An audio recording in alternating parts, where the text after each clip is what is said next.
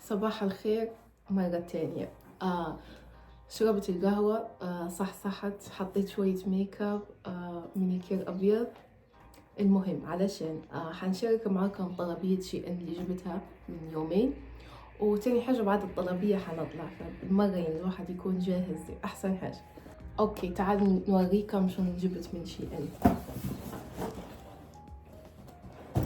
واضح اللون صح؟ طلبت شوية حاجات، واللون اللي طالع ترند الأيام هذينا اللي هو لون البرغندي. قبل ما ننسى، في حد حيسلم عليكم.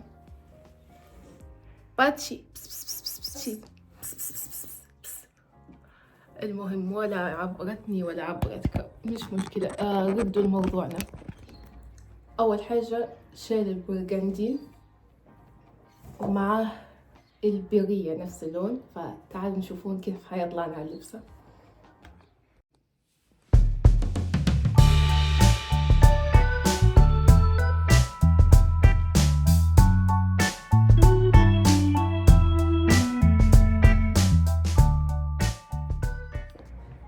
من الحاجات اللي برضو بلون الترندي البرغندي، الشنطة هذه شكلها كيوت بكل، والله من أكثر الحاجات الكيوت في الطلبية. صغيرة بس حلوة، شفتها في كم ريل يعني على الانستغرام، عجبتني، وفي نفس الوقت حجمها حلو، مش صغيرة ومش كبيرة يعني، وخفيفة، والجودة حلوة يعني.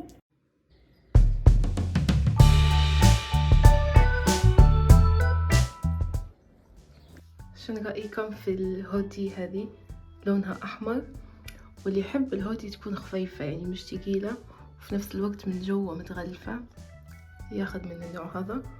وفي الموقع حتى سعرها حلو، يعني سعرها متوسط، مش غالية ومش رخيصة،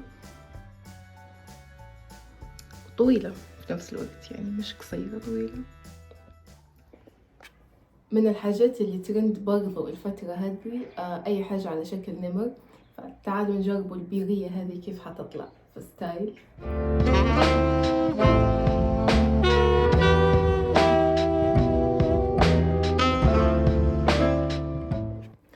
طلبت سير برضو على شكل نمر، بس حجمه صغير، فممكن يعني مش حيجي على سروال، بس حيجي مثلا على سورية أو على قفطان أو كيف ما نحنا حابين. فأنا حنجرب نلبس على قفطان، نشوفه كيف حيطلع.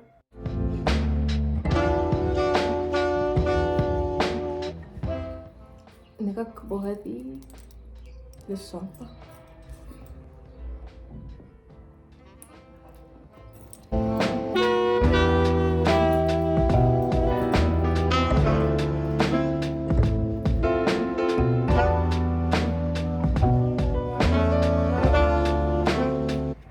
نوع الشناطي هذه نفسي اللي هي تشبه واجد التوت باج العادي، بس هي ملمسها زي كأن الملمس زي جسم القطوسة بالضبط، ناعمة. السنة اللي فاتت كانت عندي منها واحدة أبيض بالأسود، فغيرت السنة جبت في أبيض بالوردي، بس حلوة وخفيفة وفي نفس الوقت من جوا كبيرة، يعني تقدروا تحطوا فيها كل حاجة. آخر حاجة في الطلبية هن الكفرات. طلبت أنا اثنين وأختي واحد. الأول أوكي، الكفرات عجبني بكل، في قلب حلو، فيه الخيط هذا.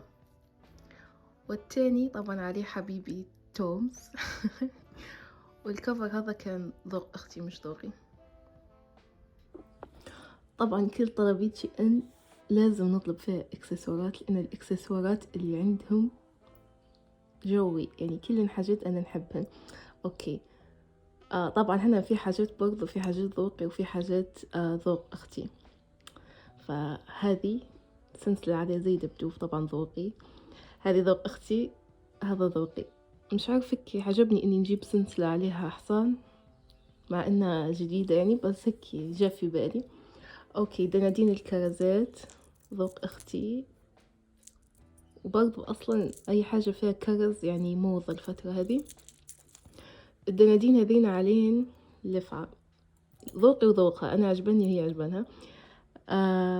في اللبسة فخمات كأنهن دنادين حقيقيات، يعني فخمات بطريقة انتم مش حتصدقوها، حلوات بكل. وبس هذين دنادين عاديات فيهن أبيض بيج 4 وحدات جنب بعضهن. وهذين دنادين برغندي لونهن، تقريبا باين أحمر بس هو في الواقع لونه برغندي أكثر.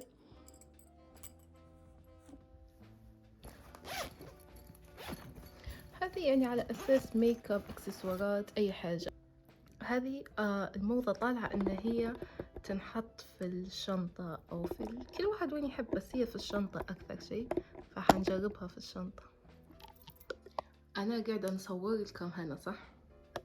هي وين ترقد هن، ولا وهي راقدة تعض طرف التصوير.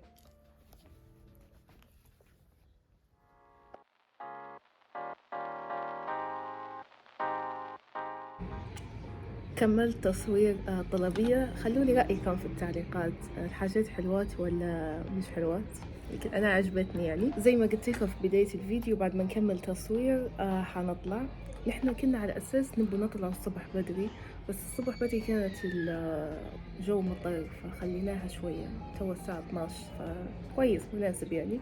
وطلعت الشمس، ولما شفت ان الشمس طلعت بدلت، كنت لابسه صوف هذا كاهي، بس هذه لبست عليه جاكة امريكية. وقبل ما نطلع حنغير لون المانيكير من الكرتون صار له هيك، فحنحط واحدة اخر سهلة. وناخدوا الشنطة الجديدة. يس.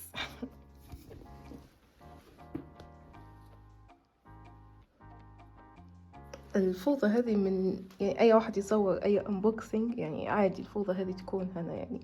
بعدين إن شاء الله في الليل نحول الفوطة هذه كلها.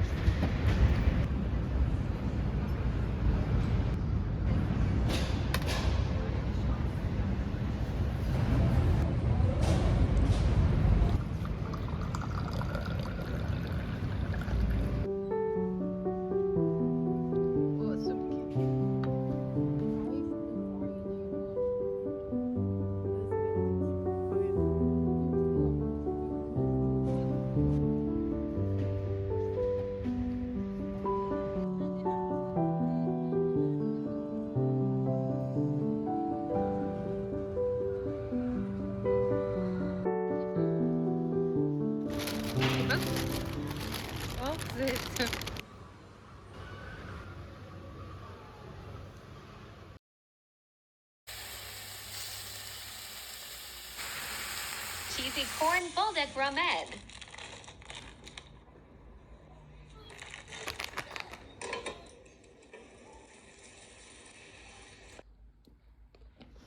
طلعت لي وصفة الاندومي هذه، فهيا نجربها مع بعضنا.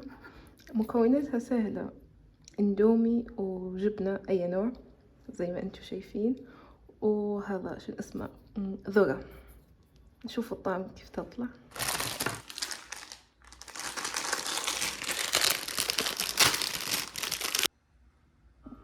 حنزيد لها بابريكا وبصل بودرة عشان يكون لونها كي احمر سمح.